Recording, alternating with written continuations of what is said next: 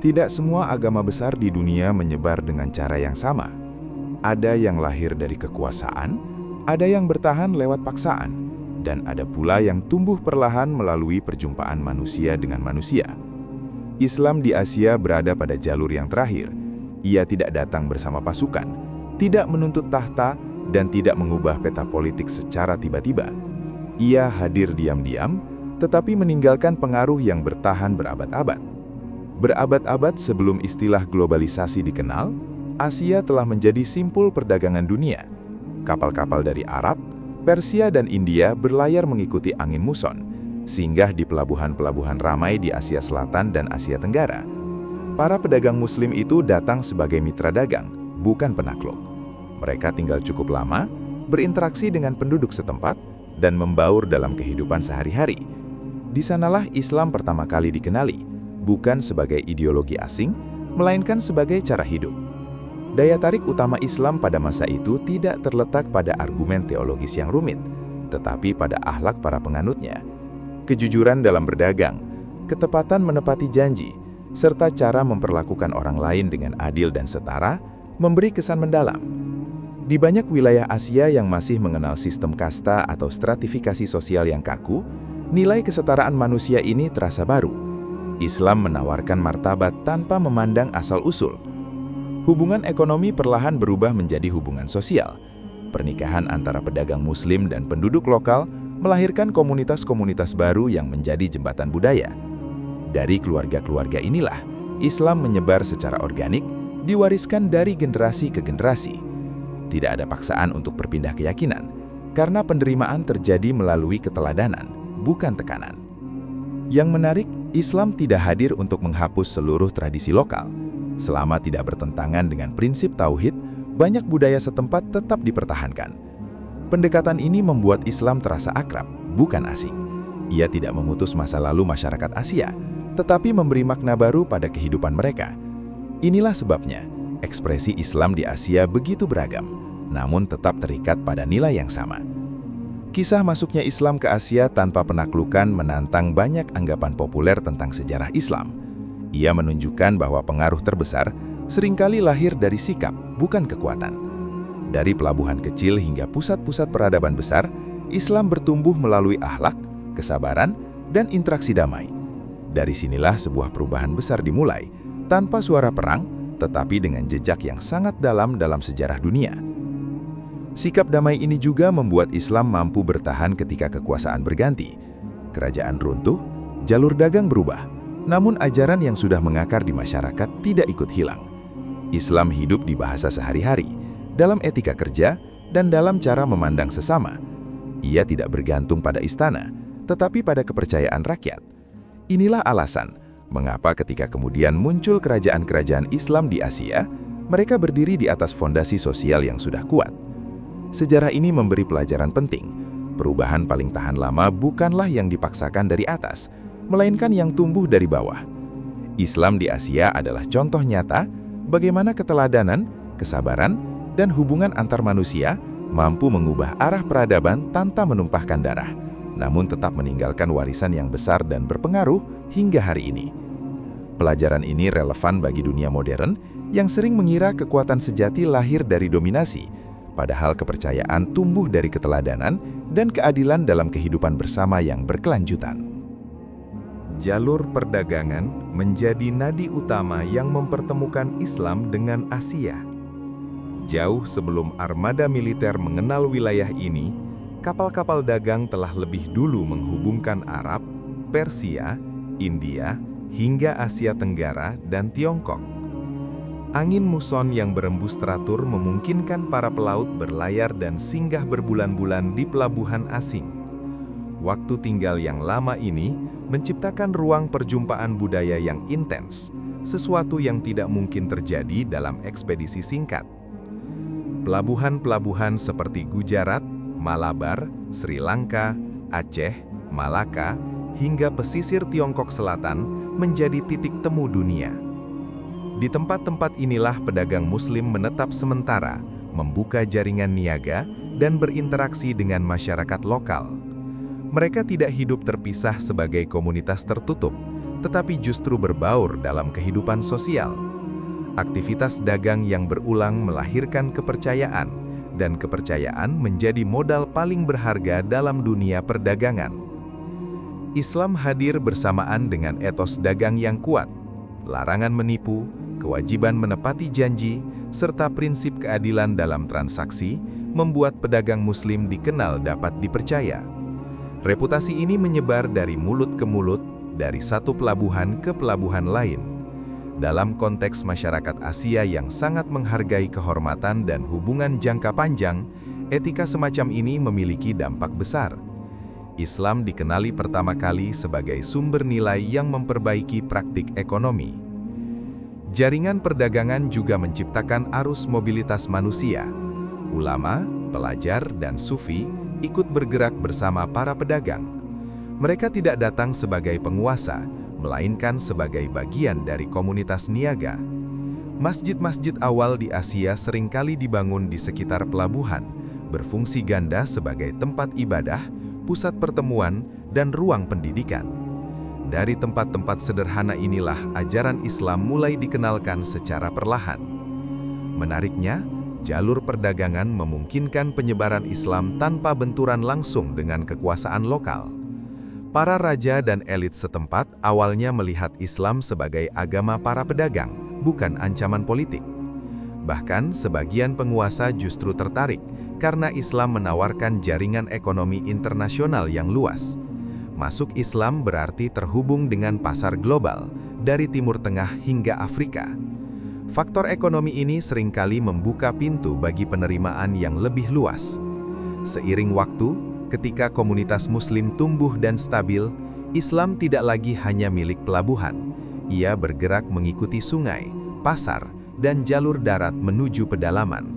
Semua ini bermula dari perdagangan, aktivitas paling damai dalam sejarah manusia.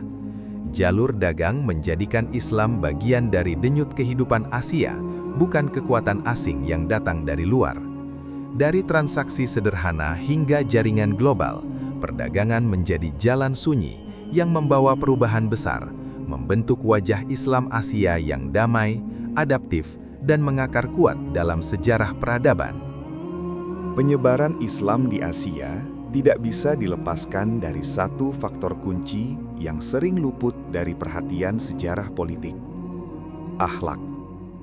Di banyak wilayah Asia, Islam pertama kali dikenal bukan melalui kitab atau ceramah, melainkan melalui perilaku sehari-hari para penganutnya. Cara berbicara, cara berdagang, cara menyelesaikan konflik, dan cara memperlakukan orang lain menjadi dakwah paling efektif yang pernah ada. Masyarakat Asia pada masa itu sangat menjunjung tinggi etika sosial. Hubungan antar manusia dibangun atas dasar kepercayaan, kehormatan, dan rasa saling menghormati. Ketika para pedagang dan pendatang Muslim menunjukkan konsistensi antara ucapan dan perbuatan, hal itu meninggalkan kesan mendalam. Kejujuran yang tidak berubah meski dalam kerugian, kesabaran saat menghadapi konflik, serta sikap adil terhadap siapapun, perlahan menumbuhkan rasa ingin tahu. Orang-orang mulai bertanya, nilai apa yang membentuk perilaku seperti itu? Islam juga membawa konsep persaudaraan yang melampaui batas suku dan status sosial. Dalam masyarakat yang masih mengenal pembagian kelas yang kaku, ajaran bahwa semua manusia setara di hadapan Tuhan terasa revolusioner. Seorang budak dan bangsawan dapat berdiri sejajar dalam ibadah. Seorang pendatang diperlakukan sama dengan penduduk asli. Nilai ini tidak disampaikan lewat perlawanan, tetapi lewat contoh nyata dalam kehidupan sehari-hari. Pendekatan dakwah yang lembut membuat Islam mudah diterima dalam ruang-ruang sosial yang intim. Ajaran Islam disampaikan dalam percakapan ringan, dalam nasihat keluarga, dan dalam interaksi antar tetangga. Tidak ada tuntutan untuk segera berpindah keyakinan. Prosesnya bertahap, mengikuti kesiapan batin masyarakat setempat. Inilah sebabnya Islam tidak terasa sebagai ancaman, melainkan sebagai alternatif jalan hidup. Peran keluarga menjadi sangat penting. Pernikahan antara Muslim dan penduduk lokal menciptakan ikatan emosional yang kuat. Anak-anak tumbuh dalam lingkungan yang memperkenalkan Islam secara alami tanpa paksaan. Dari rumah ke rumah, nilai-nilai Islam menyebar secara perlahan, namun konsisten. Dakwah semacam ini sulit dilacak secara kronologis, tetapi dampaknya sangat nyata dalam jangka panjang. Akhlak juga menjadi kunci ketika terjadi perbedaan budaya dan tradisi. Alih-alih menolak mentah-mentah kebiasaan lokal, umat Islam awal justru menunjukkan sikap selektif dan bijak. Tradisi yang tidak bertentangan dengan prinsip dasar Islam dibiarkan hidup. Sikap menghargai ini menciptakan ruang dialog, bukan konflik. Islam hadir sebagai agama yang memuliakan manusia, bukan meniadakan identitas mereka. Dari semua faktor penyebaran Islam di Asia, akhlak adalah yang paling sunyi namun paling kuat. Ia tidak tercatat dalam prasasti kemenangan atau dokumen penaklukan, tetapi tertanam dalam ingatan kolektif masyarakat. Islam diterima karena ia dirasakan, bukan dipaksakan. Melalui keteladanan, kesabaran, dan hubungan antar manusia, Islam menaklukkan hati tanpa harus menguasai wilayah. Inilah fondasi yang membuat Islam di Asia mampu bertahan dan berkembang melampaui zaman. Selain pedagang dan keluarga, peran ulama dan para sufi menjadi elemen penting dalam penyebaran Islam di Asia. Mereka hadir sebagai pembimbing spiritual, bukan sebagai penguasa atau penentu kebijakan politik. Pendekatan yang mereka gunakan sangat berbeda dari gambaran dakwah formal yang kaku. Islam diperkenalkan sebagai jalan penyucian diri, pencarian makna hidup, dan kedekatan dengan Tuhan, sesuatu yang mudah diterima oleh masyarakat Asia yang sejak lama akrab dengan spiritualitas. Para sufi memahami bahwa dakwah tidak selalu efektif jika disampaikan dengan bahasa asing dan simbol yang jauh dari keseharian masyarakat. Karena itu, mereka menggunakan pendekatan kultural. Nilai-nilai Islam disampaikan melalui cerita, syair, seni, dan tradisi lokal. Di Asia Selatan dan Asia Tenggara, metode ini membuat Islam terasa akrab. Ia tidak datang untuk merusak tatanan batin masyarakat, tetapi mengarahkannya pada tauhid. Tarekat-tarekat sufi membangun jaringan spiritual yang luas. Murid-murid datang dari berbagai latar belakang sosial, dari rakyat biasa hingga bangsawan. Hubungan guru dan murid yang erat menciptakan kepercayaan mendalam. Dalam ikatan inilah, ajaran Islam diwariskan secara konsisten. Ketika seorang murid kembali ke daerah asalnya, ia membawa bukan hanya ajaran, tetapi juga pengalaman spiritual yang mengubah cara pandangnya terhadap kehidupan. Di banyak wilayah Asia, ulama dan sufi berperan sebagai penengah sosial. Mereka membantu menyelesaikan konflik, memberi nasihat kepada penguasa lokal, dan menjadi rujukan moral masyarakat. Posisi ini membuat Islam dipandang sebagai sumber solusi, bukan sumber masalah. Kehadiran mereka menumbuhkan rasa aman dan kepercayaan, dua hal yang sangat penting bagi penerimaan sebuah ajaran baru. Masjid, surau, dan pusat-pusat zikir menjadi ruang sosial yang terbuka. Orang datang bukan hanya untuk beribadah, tetapi juga untuk belajar, berdiskusi, dan mencari ketenangan. Lingkungan semacam ini memperkenalkan Islam sebagai agama yang menenangkan, bukan menakutkan. Proses masuk Islam pun seringkali terjadi setelah perjalanan batin yang panjang, bukan keputusan sesaat. Pendekatan spiritual ini menjelaskan mengapa Islam di Asia memiliki wajah yang lembut dan inklusif. Para ulama dan sufi tidak memaksakan keseragaman budaya, tetapi menanamkan nilai inti Islam secara perlahan. Mereka fokus membangun kesadaran, bukan sekadar menambah jumlah pengikut. Hasilnya adalah komunitas Muslim yang tumbuh dari pemahaman, bukan tekanan. Melalui peran ulama dan sufi, Islam menyebar jauh melampaui pusat perdagangan. Ia masuk ke desa-desa, pegunungan, dan wilayah pedalaman. Dakwah yang berakar pada spiritualitas membuat Islam tidak hanya diterima secara sosial, tetapi juga dirasakan secara batin. Inilah salah satu kunci utama mengapa Islam di Asia mampu bertahan lama, mengakar kuat, dan terus hidup dalam keseharian masyarakat hingga hari ini. Islam menyebar ke berbagai wilayah Asia dengan cara yang serupa, tetapi hasilnya membentuk wajah yang berbeda-beda sesuai konteks lokal. Di Asia Tenggara, seperti di Nusantara, Islam tumbuh dari pelabuhan-pelabuhan kecil yang ramai oleh pedagang. Aceh, Malaka, dan pesisir Jawa menjadi titik awal. Dari sana, Islam bergerak ke pedalaman melalui jaringan keluarga, ulama, dan pusat pendidikan tradisional. Raja-raja lokal yang kemudian memeluk Islam tidak melakukannya karena tekanan militer, melainkan karena melihat Islam telah hidup di tengah rakyatnya. Kekuasaan datang setelah penerimaan sosial, bukan sebaliknya. Di anak benua India, Islam masuk melalui dua jalur yang berbeda, namun jalur damai tetap memegang peran penting. Selain ekspansi politik di wilayah tertentu, Islam menyebar luas melalui ulama dan sufi yang menetap di tengah masyarakat. Banyak komunitas Hindu dan Buddha tertarik pada ajaran tasawuf yang menekankan cinta ilahi dan kesederhanaan hidup. Makam para sufi bahkan menjadi pusat spiritual lintas agama. Fenomena ini menunjukkan bahwa Islam diterima karena mampu berbicara pada kebutuhan batin masyarakat, bukan karena dominasi kekuasaan. Di Tiongkok, Islam hadir sejak abad ke-7 melalui jalur dagang. Para Muslim hidup berdampingan dengan masyarakat setempat dan menyesuaikan diri dengan budaya lokal. Masjid dibangun dengan arsitektur menyerupai kuil Tiongkok, dan nilai-nilai Islam disampaikan tanpa menabrak norma sosial setempat.